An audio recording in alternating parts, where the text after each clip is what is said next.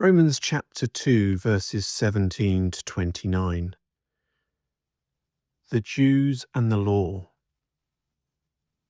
You who call yourselves Jews are relying on God's law, and you boast about your special relationship with Him. You know what He wants. You know what is right because you have been taught His law. You are convinced that you are a guide for the blind and a light for people who are lost in darkness. You think you can instruct the ignorant and teach children the ways of God. For you are certain that God's law gives you complete knowledge and truth. Well then, if you teach others, why don't you teach yourself? You tell others not to steal, but do you steal? You say it is wrong to commit adultery, but do you commit adultery? You condemn idolatry, but do you use items stolen from pagan temples?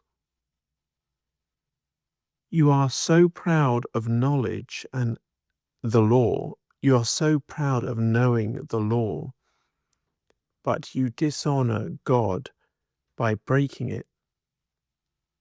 No wonder the scripture says the Gentiles blaspheme the name of God because of you.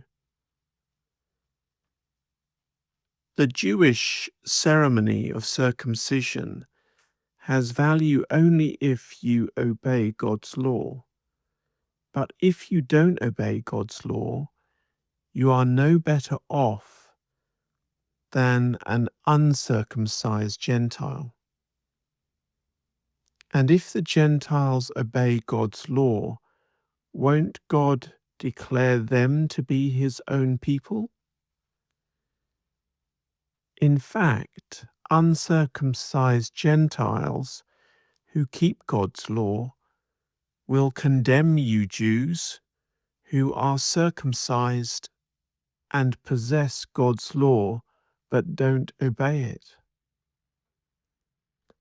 For you are not a true Jew just because you were born of Jewish parents or because you have gone through the ceremony of circumcision. No, a true Jew is one whose heart is right with God. And true circumcision is not merely obeying the letter of the law. Rather, it is a change of heart produced by God's Spirit. And a person with a changed heart seeks praise from God, not from people.